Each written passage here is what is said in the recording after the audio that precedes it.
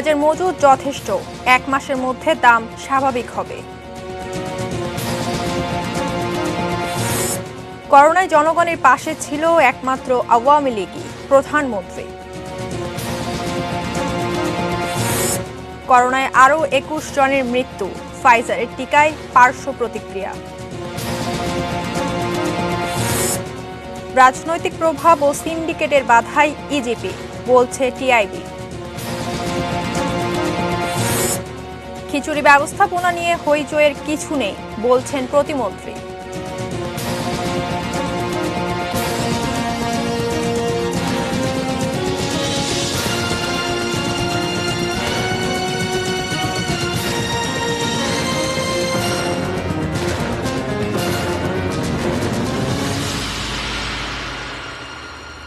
এটি নিউজ দেখছেন, 6টা নিউজ আওয়ারের সঙ্গে আছি আমি মিহসাবিল মুনিয়া। শিরোনামগুলো শুনছিলেন।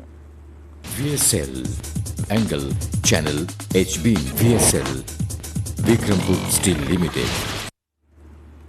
এবারে বিস্তারিত। পেঁয়াজের মজুদ যথেষ্ট, এ কথা জানিয়ে বাণিজ্য মন্ত্রী টিপু মুনশি বলেছেন দাম স্বাভাবিক হয়ে আসবে 1 মাসের মধ্যেই। অন্যদিকে বাজারেও পেঁয়াজের সরবরাহ পর্যাপ্ত, আজ আর নতুন করে দাম বাড়েনি। ব্যবসায়ীরা জানান আগে টেন্ডার এবং এলসির আটকে থাকা পেঁয়াজও দেশে আসছে। আরও জানাচ্ছেন গোলাম কাদির রবু। নতুন করে বাড়েনি পেঁয়াজের ঝাঁঝ, বিক্রি হচ্ছে আগের দামেই। দেশি পেঁয়াজ 80 থেকে 90 আর বিদেশি 60 টাকা কেজিতে। ভালো আছে সরবরাহ ব্যবস্থাও, কোনো সংকটও নেই। আজকে কিনলাম 90 টাকা করে। সরবরাহ তো প্রচুর আছে, সরবরাহের কোনো কমতি দেখছি না। বাজারটা মোটামুটি নিয়ন্ত্রণে এসে গেছে আর কি, তেমন একটা দাম বাড়বো না আর কি, এরকমই থাকবো। আরও সুখবর দিচ্ছেন ব্যবসায়ীরা। দেশের বিভিন্ন স্থলবন্দরের ভারতের অংশে আটকে থাকা আগের 2000 মেট্রিক টন পেঁয়াজ ছাড় করতে যাচ্ছে ভারত। এর সাথে যোগ হবে আগের করা এলসির আরও 1 লাখ টন পেঁয়াজ। আমদানিকারকরা যেই পেঁয়াজগুলো এলসি করা ছিল, ওনারা বা ভারত সরকারের কাছে অনুরোধ করছে যে যেগুলো এলসি করা ছিল সেগুলো যেন তারা দেয়। সম্ভবত আমি এটা জানছি যে ওই পেঁয়াজগুলো ওনারা দেবে। তো হতে পারে 2-1 দিনের ভিতরে ওই পেঁয়াজগুলো চলে আসবে। 2-1 দিনের ভিতরে চলে আসলে হয়তো বাজারটা কিছুটা স্বাভাবিক থাকবে, একটা নিয়ন্ত্রণে থাকবে। নতুন একটি সুসংবাদ আছে, আমাদের গত রবিবারে যে টেন্ডারগুলো হয়েছে সেই টেন্ডারের প্রেক্ষিতে হিলি স্থলবন্দরে আজকে আমাদের এক্সপোর্টার জানিয়েছে তারা রবিবারের টেন্ডারের পেঁয়াজগুলো আমাদের এক্সপোর্ট তারা করবে। এদিকে সচিবালয়ে সংবাদ সম্মেলনে বাণিজ্যমন্ত্রী দাবি করছেন রপ্তানি বন্ধের সুযোগ নিচ্ছেন অসাধু ব্যবসায়ীরা। তবে পেঁয়াজের সংকট নেই দেশে। 1 মাসে আমরা বিভিন্ন জায়গা থেকে কালেক্ট করব, এই একটা মাস একটু সাশ্রয়ী হতে হবে। আমাদের যথেষ্ট পরিমাণ আছে, আমরা আমাদের পেঁয়াজ দিয়ে আমরা সাফিসিয়েন্ট এই কয় মাসের জন্য। আমরা যদি আনতে পারি তাহলে পরের মাসগুলো আমার কভার করতে। বাণিজ্যমন্ত্রী বলছেন পেঁয়াজ নিয়ে আতঙ্ক নয়, বরং পেঁয়াজ ব্যবহারে কিছুটা সাশ্রয়ী হওয়ার পরামর্শ তার। আর যদি বলেন তোমরা 10 কেজি কেন, 2 কেজির জায়গায় আমি দামের গ্যারান্টি দিতে পারবো না, একটুখানি সবাইকে সাশ্রয়ী হতে।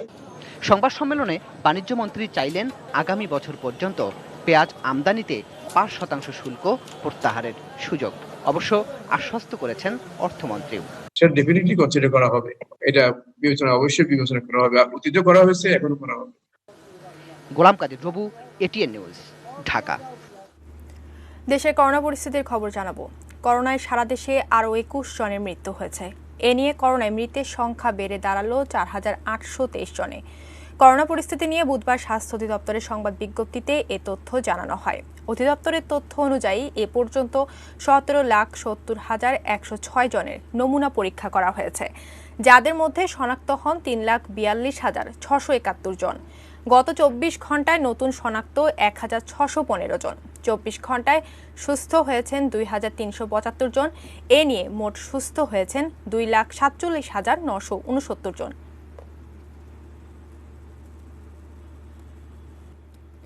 আজান বিরতির পর আবারও ফিরে এলাম নিউজ আওয়ারে।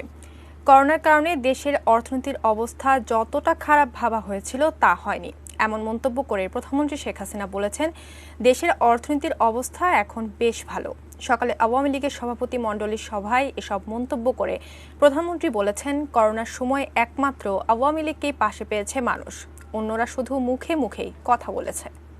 দল হিসেবে আমরা যদি অন্য দল করোনা পরিস্থিতির কারণে প্রায় 9 মাস পর অনুষ্ঠিত হলো আওয়ামী লীগের সভাপতি মণ্ডলীর সভা। বুধবার সকালে গণভবনে দলটির সর্বোচ্চ নীতি নির্ধারণী ফোরামের এই সভায় সভাপতিত্ব করেন আওয়ামী লীগ সভাপতি প্রধানমন্ত্রী শেখ হাসিনা। একটা ফ্রেমওয়ার্ক, একটা ধারণাপত্র। শুরুর বক্তব্যে প্রধানমন্ত্রী বললেন, করোনার সময় আওয়ামী লীগের নেতাকর্মীরা যখন ঝুঁকি নিয়ে মানুষের পাশে থেকেছে, তখন অন্যরা শুধু মুখেই বড় বড় কথা বলেছে।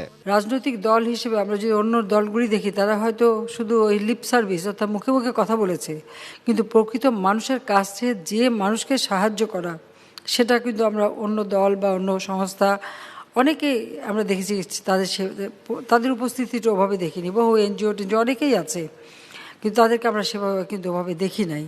কিন্তু আমাদের আওয়ামী লীগ এবং আমাদের সহযোগী সংগঠনের নেতা কর্মীরা কিন্তু জীবনের ঝুঁকি নিয়ে তারা কাজ করেছে। সেই সাথে আমি প্রশংসা করি আমাদের প্রশাসনের কর্মকর্তারা, তারা কর্মচারী সবাই আন্তরিকতার সাথে কাজ করেছে। করোনা স্থবির অর্থনীতি এখন অনেকটাই ভালো অবস্থানে আছে বলেও এ সময় মন্তব্য করেন তিনি। অনেকে ধারণা ছিল আমাদের রেমিটেন্স কমে যাবে, রেমিটেন্স কিন্তু কমেনি, কারণ আমরা বিশেষ প্রণোদনা দিয়েছি 2%, তারপর রেমিটেন্স কিন্তু আমাদের বেড়েছে। এবং এটা অনেকে ভাবতে পারেনি যে আমাদের রেমিটেন্স এত বাড়বে। রিজার্ভ এখন আমাদের 39.4 বিলিয়ন US ডলার। আমাদের রিজার্ভও কিন্তু ভালো রিজার্ভ আছে, এটা আমি বলবো। কাজে সেদিক থেকে অর্থনীতি মোটামুটি আমরা একটা ভালো অবস্থানে আছি। রাজনৈতিক দল হিসেবে আওয়ামী লীগ একমাত্র রাজনৈতিক দল যার একটা ইকোনমিক আমাদের পলিসি আছে, নিয়ম আছে, এবং আমরা সেটাকে মাথায় রেখেই কিন্তু আমরা কাজ করে যাই। শুধুমাত্র দেশকে এগিয়ে নিয়ে যাওয়াই আওয়ামী লীগের লক্ষ্য নয়, বরং ভবিষ্যতে দেশ কিভাবে অগ্রগতি ধরে রাখবে এর দিক নির্দেশনাও দিয়ে যাবেন বলেও জানালেন তিনি। আওয়ামী লীগ যেহেতু জাতির পিতা বঙ্গবন্ধু শেখ মুজিবুর রহমানের নেতৃত্বে এই সংগঠনই এই দেশের স্বাধীনতা এনেছে, তা যে আমরা যখন সরকারে আছি, আমাদের দায়িত্ব হচ্ছে যে দেশটা শুধু বর্তমানেই না, আগামী দিনের নতুন প্রজন্মের জন্য কিভাবে এই দেশটা এগিয়ে যাবে, কিভাবে চলবে, সেটাই আমাদের এখন থেকে আমরা প্রস্তুতি নিয়ে রাখবো বা আমরা নির্দেশনা দিয়ে দেব। Rezwan Foyez, ATN news, Dhaka. স্বাস্থ্য অধিদপ্তরের তথ্য বলছে দেশে করোনা আক্রান্ত রোগী শনাক্তের হার কমেছে। তবে বিশেষজ্ঞরা জানাচ্ছেন শনাক্তের হার কম বলেই রোগী কমতে শুরু করেছে এটা ভাবার কোনো কারণ নেই। নমুনা পরীক্ষা কমেছে বলেই রোগী শনাক্ত হচ্ছে কম। সাদিয়া ন্যান্সির রিপোর্ট।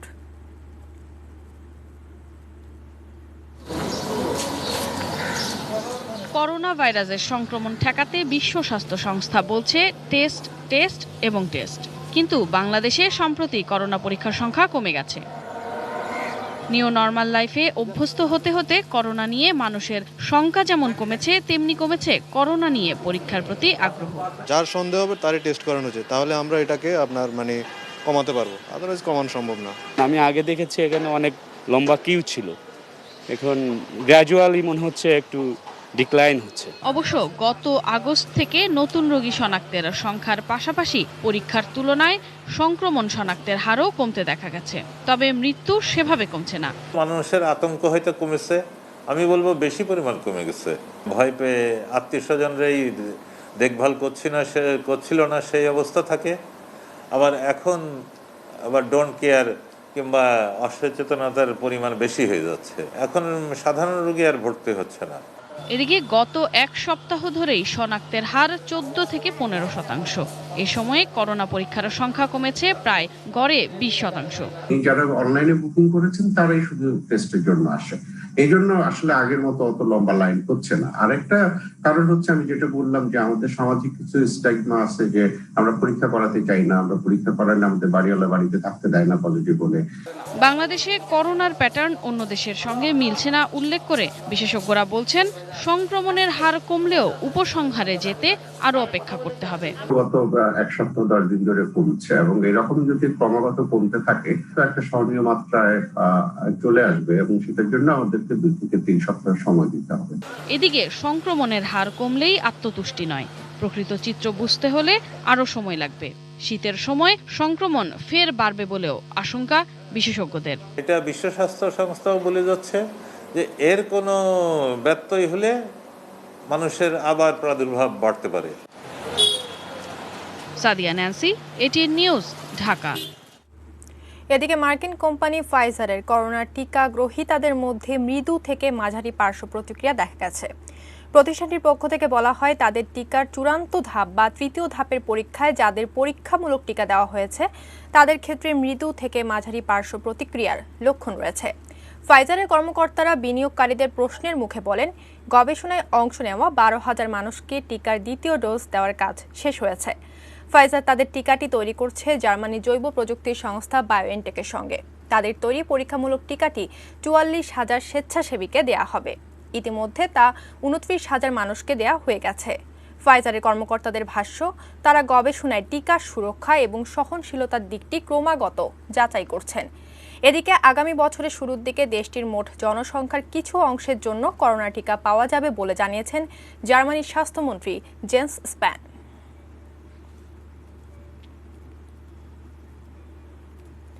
রাজনৈতিক প্রভাব, সিন্ডিকেট ও দরপত্র ভাগাভাগি সংস্কৃতি ইজিপি বাস্তবায়নে সবচেয়ে বড় বাধা। এ বিষয়ে গবেষণা শেষে আজ কথা জানিয়েছে ট্রান্সপারেন্সি ইন্টারন্যাশনাল বাংলাদেশ টিআইবি।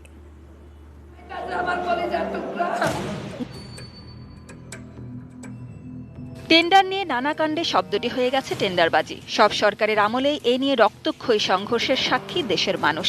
সমাধানও খোঁজা হয়েছে বছরের পর বছর। তারপর 10 বছর আগে আসা হয়ে আসে একটি সিস্টেম ইজিপি। সরকারি কেনাকাটায় সুশাসন প্রতিষ্ঠা করতে এতদিনে এটাই হতে পারত উত্তম সমাধান, কিন্তু কাঙ্ক্ষিত সাফল্য আসেনি। ইজিপির যে মূল উদ্দেশ্য স্বচ্ছতা, জবাবদিহিতা, কার্যকরতা এবং সুশাসন, সেই বিবেচনায় আমাদের বাস্তবায়ন পরিস্থিতি অত্যন্ত উদ্বেগজনক।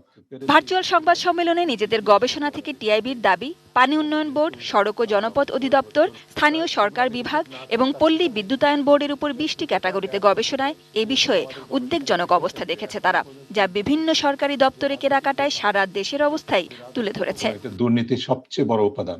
টিআইবি বলছে, ইজিপি বাস্তবায়নের আর্থিক সক্ষমতা থাকলেও সদিচ্ছা, জনবল সংকট এবং প্রশিক্ষণের অভাব দেখা গেছে প্রতিষ্ঠানগুলোতে। তবে সবচেয়ে বড় বাধাটা এসেছে রাজনীতি থেকে। রাজনৈতিক যে প্রভাব, সেটির ভূমিকা, সিন্ডিকেশনের প্রভাব এবং যে দরপত্র ভাগাভাগির যে সংস্কৃতি, আমাদের দেশের রাজনৈতিক অবস্থানকে নিজেদের সম্পদ বিকাশের একটা লাইসেন্স হিসেবে বিবেচিত হয় এবং ক্রয় খাত তার ঊর্ধ্বে নয়, বরং ক্রয় খাত তার প্রথম টার্গেট।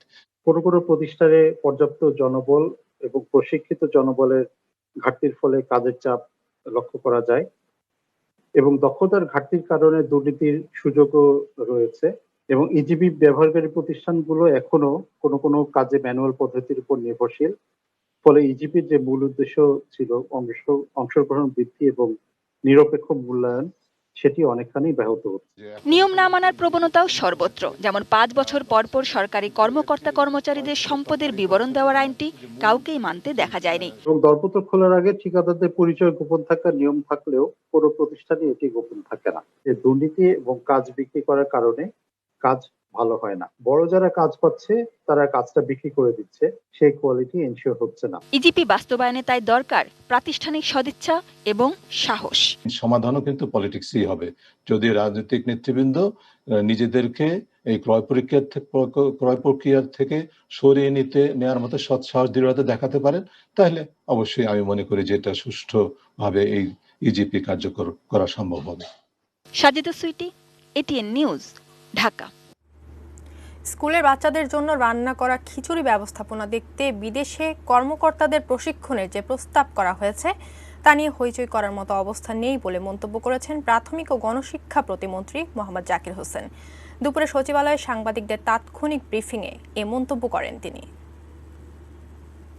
এইটা কোনো খিচুড়ি পাক শিক্ষা নয়, এটা তাদের ম্যানেজমেন্টটা জানার জন্য, শেখার জন্য কিভাবে করছে, এই জন্য হয়তো সামান্য কিছু টাকা ডিবিতে ধরা আছে। এই নিয়ে হইচই খিচুড়ি বানানোর জন্য আমার গ্রামে যে খিচুড়ি পাকানো ছেলে মেয়েরা আছে, এটাই তো মেলা। আমার খিচুড়ি পাকাইতে বিদেশে যাইতে হবে। বিএনপি রিজভি আহমেদ নানা ধরনের কথা বলছে, তারা দেখেই নাই, করেই নাই কিছু। 2005 সাল থেকে শুরু করে কোনো তাদের ইতিহাস নাই, জিয়াউর রহমানের নাই, আপনার খালেদা জিয়ার নাই, কেউ শিক্ষা নিয়ে কথা বলে নাই।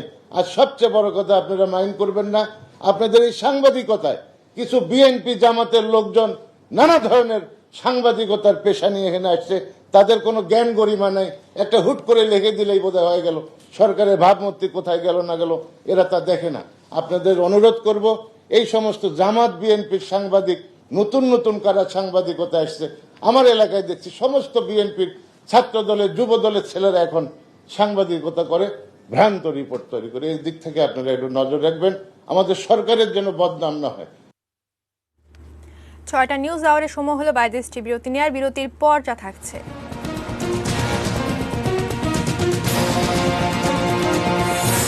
বরগুনা রিফাত হত্যা মামলার রায় ৩০ সেপ্টেম্বর। কক্সবাজারের পুলিশ সুপার বদলি।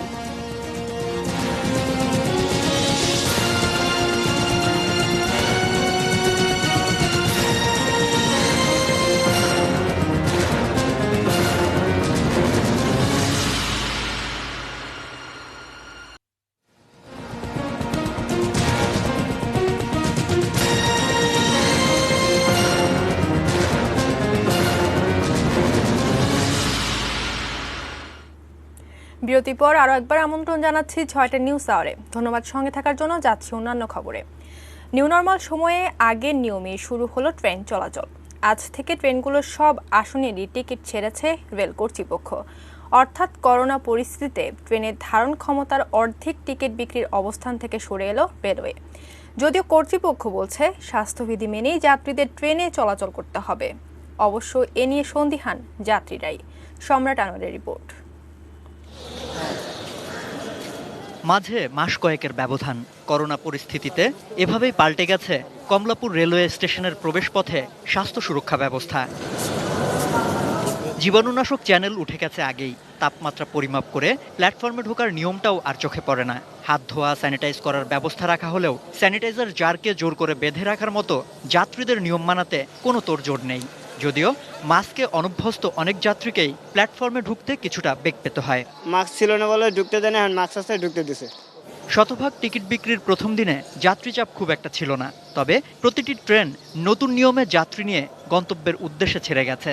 শারীরিক দূরত্ব বজায় রেখে ধারণ ক্ষমতার অর্ধেক যাত্রী পরিবহনের সুবিধা তুলে দেয় সংক্রমণের শঙ্কায় অনেক যাত্রী।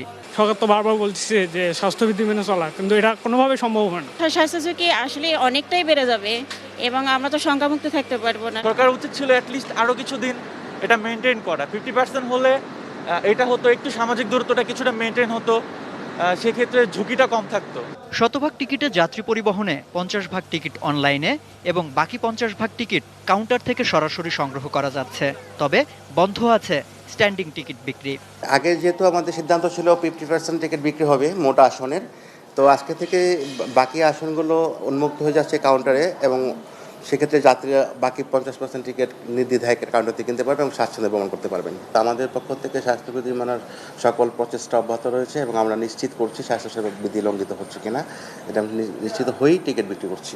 করোনা পরিস্থিতিতে 25 মার্চ থেকে বন্ধ ছিল রেলওয়ের যাত্রী সেবা। 31 মে থেকে সীমিত আকারে আবারও শুরু হয় ট্রেন চলাচল। স্বাস্থ্য ঝুঁকি এড়াতে প্রথমে অনলাইনে টিকিট বিক্রি শুরু করলেও 12 সেপ্টেম্বর থেকে কাউন্টারে ট্রেনের টিকিট বিক্রি শুরু করে বাংলাদেশ রেলওয়ে। সম্রাট আনোয়ার, এটিএন নিউজ, ঢাকা।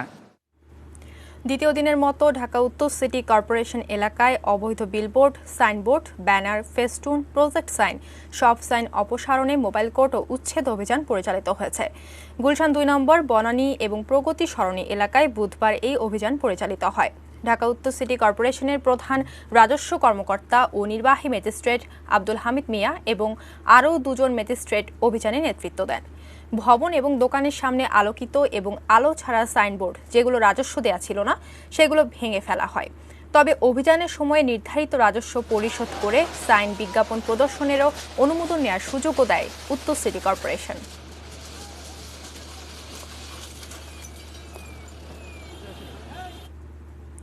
বরগুনার আলোচিত রিফাত শরীফ হত্যা মামলার রায় দেয়া হবে 30 সেপ্টেম্বর। দুপুরে বরগুনা জেলা ও দায়রা জজ আদালতের বিচারক মোহাম্মদ আসাদুজ্জামান এ রায়ের তারিখ ঘোষণা করেন। রিফাত হত্যা মামলার প্রাপ্তবয়স্ক 10 আসামির পক্ষে বিপক্ষে যুক্তিতর্ক উপস্থাপন শেষে রায়ের এ তারিখ ঘোষণা করা হয়। গত বছরের 1 সেপ্টেম্বর 24 জনকে অভিযুক্ত করে প্রাপ্ত ও অপ্রাপ্ত বয়স্ক 2 ভাগে বিভক্ত করে আদালতে প্রতিবেদন দেয় পুলিশ। এর মধ্যে প্রাপ্তবয়স্ক 10 জন এবং অপ্রাপ্তবয়স্ক 14 জনকে আসামি করা হয়েছে। 2019 সালের 26 জুন বরগুনায় প্রকাশ্যে কুপিয়ে হত্যা করা হয় রিফাতকে। পরে এই ঘটনার ভিডিও ছড়িয়ে পড়লে তা দেশব্যাপী আলোড়ন তোলে। মামলার প্রধান সন্দেহভাজন সাব্বির আহমেদ বা নয়ন বন্ড পুলিশের সঙ্গে বন্দুকযুদ্ধে নিহত হয়। এই মামলায় রিফাতের স্ত্রী মিন্নিকে প্রথমে 1 নম্বর সাক্ষী করা হয়েছিল, পরে রিফাতের বাবার অভিযোগে তাকে গ্রেফতার করে পুলিশ। পুলিশের ঊর্ধ্বতন 6 কর্মকর্তাকে বদলি করা হয়েছে। তাদের মধ্যে রয়েছেন কক্সবাজারের আলোচিত police super ABM Masud Hossain.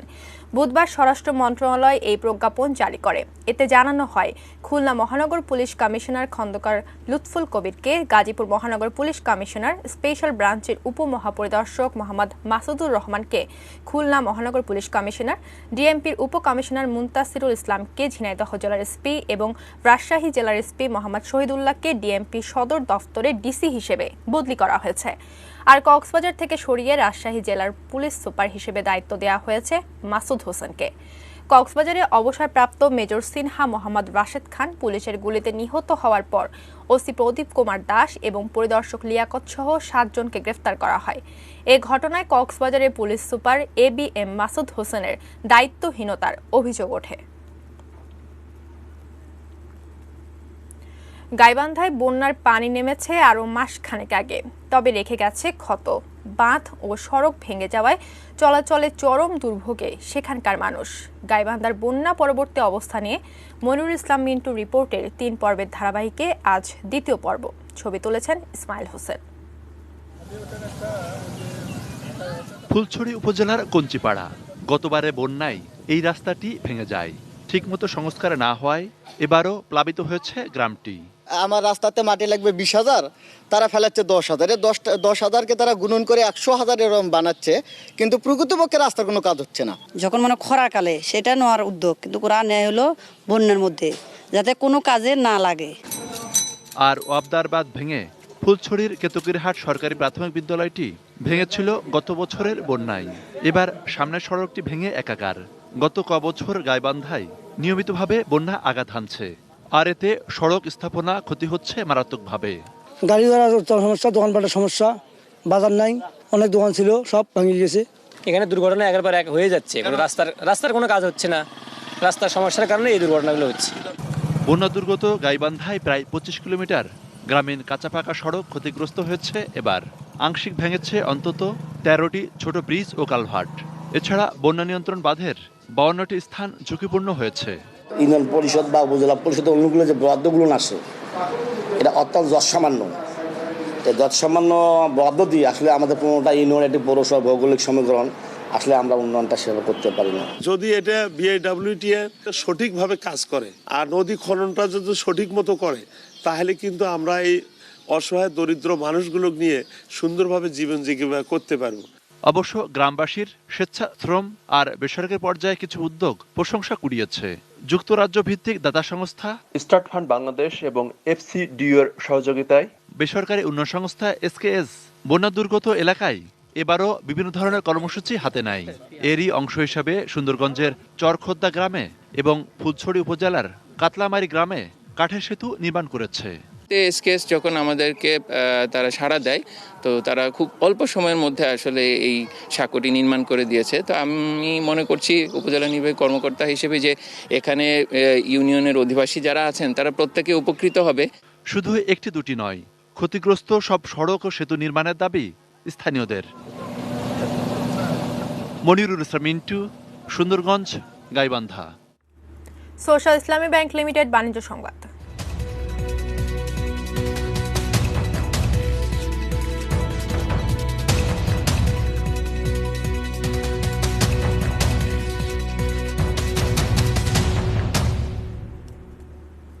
পেঁয়াজের পর্যাপ্ত মজুদ থাকার পরও চট্টগ্রামের খাতুনগঞ্জের পাইকারি বাজারে অস্থিরতার আভাস দেখা দিয়েছে। এজন্য ব্যবসায়ীদের কারসাজিকে দায়ী করছেন অনেকে। চট্টগ্রাম প্রতিনিধি মনিরুল ইসলামের তথ্য ছবিতে ডেস্ক রিপোর্ট। দেশে বর্তমানে পেঁয়াজের বার্ষিক চাহিদা প্রায় 25 লাখ মেট্রিক টন। এর মধ্যে প্রায় 10 লাখ মেট্রিক টনই আমদানি করতে হয়, যার বেশিরভাগ আসে ভারত থেকে। গতবারের মতো এবারও ভারত রপ্তানি বন্ধ করার সাথে সাথে এদেশের বাজারে তার প্রভাব পড়তে শুরু করে। তবে অভিযোগ রয়েছে পেঁয়াজের মজুদ যথেষ্ট থাকা সত্ত্বেও দাম বাড়ানো হয়েছে। অজুহাত হিসেবে বলা হচ্ছে আমদানিকারকরাই দাম বাড়িয়েছেন। ইম্পোর্টার মানুষ অনেকভাবে লস দিচ্ছে যে এই মাল তো কিছুদিন আগে 42 টাকা ওরা কিনে বিক্রি করার কথা ছিল, সেই মাল আবার আমরা 35 টাকা বেচছি, আবার এটা লোকসান দিচ্ছে না, এবং মাঝখানে হয়তো এরা 10 টাকা একটু বাড়তে হচ্ছে আর আগের ইনপুটারে কিনা থাকলেও কিন্তু তাও 46-47 টাকা 48 টাকার নিচে মনে হয় আমার মনে হয় না পত্তা আছে তাদের। 48 টাকা বেচলে হয়তো 2-4-5 টাকা লাভ করতে। আর আমদানিকারকরা বলছেন পেঁয়াজের জন্য অতিমাত্রায় ভারতের ওপর নির্ভরশীলতার কারণেই দেশের বাজার যখন তখন অস্থির হয়ে পড়ে। সরবরাহের নতুন উৎস খুঁজতে সরকারের সহযোগিতা চাইলেন তারা। ভারত জনগণের স্বার্থে ওরা বন্ধ রাখছে, আমার সরকারের উচিত জনগণের স্বার্থে আমরা আপাতত 3-4 মাস ভারত থেকে পেঁয়াজ আনবো না, আমরাও নিষিদ্ধ ঘোষণা করব। সরকার এবং ব্যবসায়ীদেরকে নিয়ে আমরা বাইরের থেকে পেঁয়াজ আনলে আমাদের কোনো অসুবিধা হবে না। Roksana Zerin, desk report, ATN news. Metal presents কৃষি সংবাদ, সুজলা সুফলা।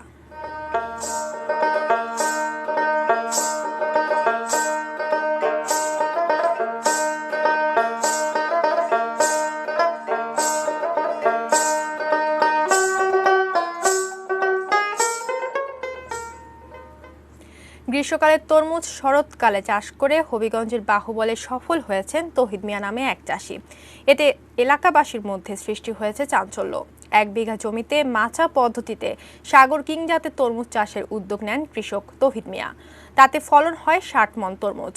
সবুজ রঙের তরমুজগুলো দেখতে যেমন সুন্দর, খেতেও সুস্বাদু। এ কারণে এর চাহিদাও বেশি। এ জাতের তরমুজ চাষে তুলনামূলক কম খরচে লাভ বেশি। 35,000 টাকা খরচ করে এখন প্রত্যাশার চেয়ে বেশি লাভের আশা করছেন কৃষক তৌহিদ। প্রথম তরমুজ চাষে সফলতা আসায় আগামী বছর আরও বেশি জমিতে এর আবাদ হবে বলে আশা কৃষি কর্মকর্তার।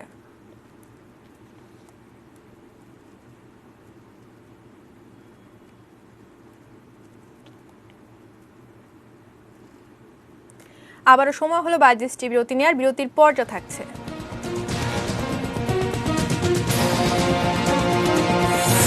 জাপানের নতুন প্রধানমন্ত্রী ইয়োশিহিদে সুগা।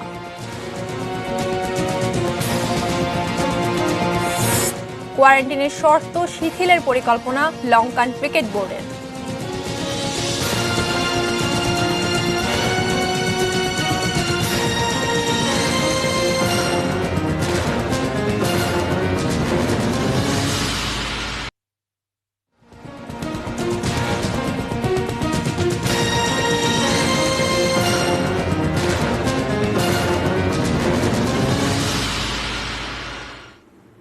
বিরতির পর আবারও আমন্ত্রণ 6টা নিউজ আওয়ারে। জানাবো দেশের বাইরের খবর।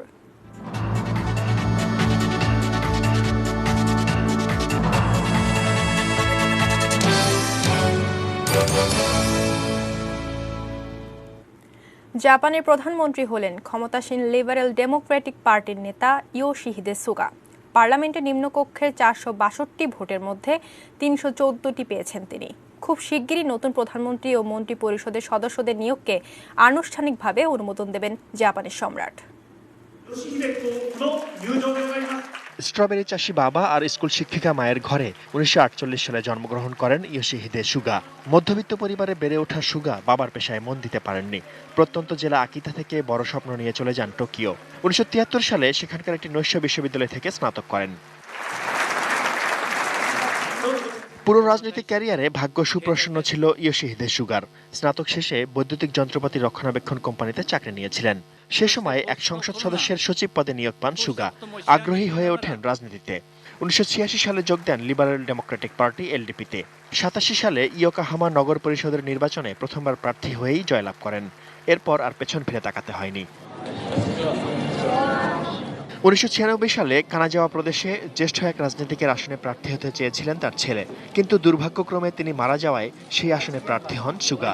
রাজনৈতিক দক্ষতা আর জনপ্রিয়তা তাকে নিয়ে যায় জাপানের পার্লামেন্টে। সেই শুরু। এলডিপিতে নিজের জায়গা পাকাপোক্ত করেন তিনি। সদ্য সাবেক প্রধানমন্ত্রী শিনজো অ্যাবের পছন্দের শীর্ষে থাকা সুগা দায়িত্ব পান ক্যাবিনেট সেক্রেটারির। দীর্ঘ ৮ বছর নিষ্ঠার সাথে সেই দায়িত্ব পালন করেন। সরকারের নীতি নির্ধারণেও ছিল তার গুরুত্বপূর্ণ ভূমিকা। অ্যাবের অর্থনৈতিক ও পররাষ্ট্র বিষয়ক বিশেষ পরামর্শক হিসেবে যোগ্যতা ও দক্ষতার প্রমাণ দিয়েছেন। স্পষ্টভাষী হওয়ায় সাংবাদিকদের কাছে তিনি আয়রন ওয়াল নামে পরিচিত। অসুস্থতার কারণে শিনজো অ্যাবের পদত্যাগের পর শান্ত মেজাজের এই শৃঙ্খল রাজনীতিবিদই দলের মধ্যে অন্যতম পছন্দের তালিকায় ছিলেন। শেষ পর্যন্ত সর্বোচ্চ সমর্থন নিয়ে দলের নেতা ও প্রধানমন্ত্রী নির্বাচিত হন। 2021 সালের সেপ্টেম্বর পর্যন্ত দায়িত্ব পালন করবে ইয়োশিহিদে সুগার নেতৃত্বাধীন সরকার। শিনজো অ্যাবের করা অ্যাবেনোমিক্স নীতি ধরে রেখে অর্থনীতিকে শীর্ষে নিয়ে যাওয়ার প্রতিশ্রুতি দিয়েছেন তিনি।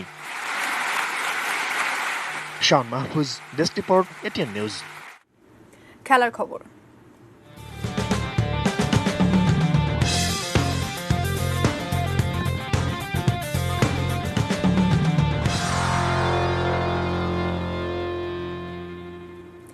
বাংলাদেশ দলের সফর নিয়ে শ্রীলঙ্কার রাষ্ট্রপতি টাস্ক ফোর্সের সঙ্গে আলোচনা করেছেন সেদেশের ক্রিকেট বোর্ড। কোয়ারেন্টাইন নিয়ে বাংলাদেশের করা অবস্থানের পর নিজেদের শর্ত শিথিল করার পরিকল্পনা করছে লঙ্কানরা। এরই মধ্যে শ্রীলঙ্কা ক্রিকেট ও স্বাস্থ্য মন্ত্রণালয় মৌখিক আলোচনা করেছে। আলোচনা ফলপ্রসূ হওয়ায় লঙ্কান ক্রিকেট বোর্ড সরকারকে আনুষ্ঠানিক চিঠি দিয়েছে। বিসিবির সিদ্ধান্ত জানার পর শ্রীলঙ্কা ক্রিকেট বোর্ড স্বাস্থ্য মন্ত্রণালয়ের সঙ্গে নতুন করে আলোচনা করে 14 দিনের কোয়ারেন্টাইন 7 দিনে নামিয়ে আনতে প্রস্তাব করেছে শ্রীলঙ্কা ক্রিকেট। পাশাপাশি 30 জনের বহরে আরও 5 জনকে যুক্ত করার কথা বলেছে তারা।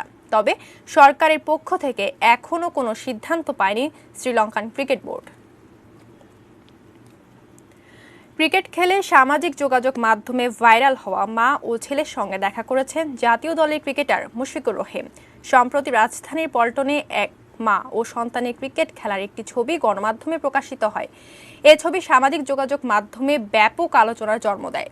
এবার সেই মা ও ছেলেকে চমকে দিলেন বাংলাদেশ জাতীয় ক্রিকেট দলের সদস্য মুশফিকুর রহিম। মাঠে গিয়ে তাদের সঙ্গে দেখা করেছেন তিনি। মুশফিকুর রহিম এ সময় ইয়ামিন সিনান নামের ছেলেটিকে নিজের একটি জার্সি ও গ্লাভস উপহার দেন। এছাড়া মুশফিক অটোগ্রাফও দেন ছেলেটিকে।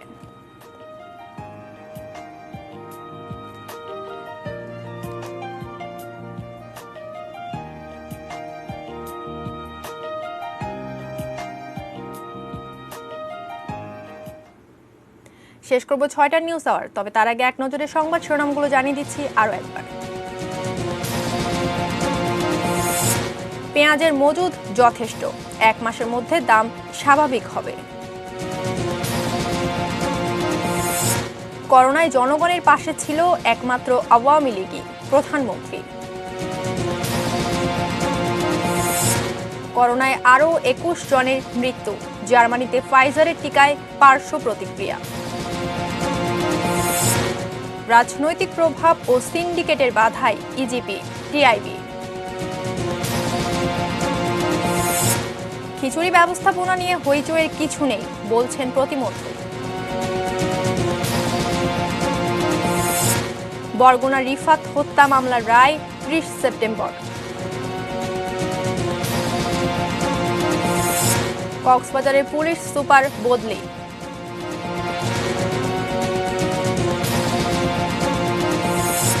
জাপানের নতুন প্রধানমন্ত্রী ইয়োশিহিদে সুগা।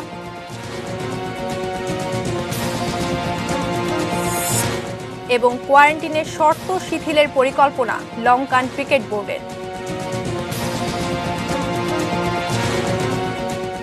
এই ছিল 6টার নিউজ আওয়ার। সঙ্গে থাকুন, দেখতে থাকুন এটিএন নিউজ। এটিএন নিউজের ব্রেকিং নিউজ মোবাইলে পেতে টাইপ করুন ST ART start space N এবং পাঠিয়ে দিন 5959 এই নম্বরে। ধন্যবাদ সবাইকে।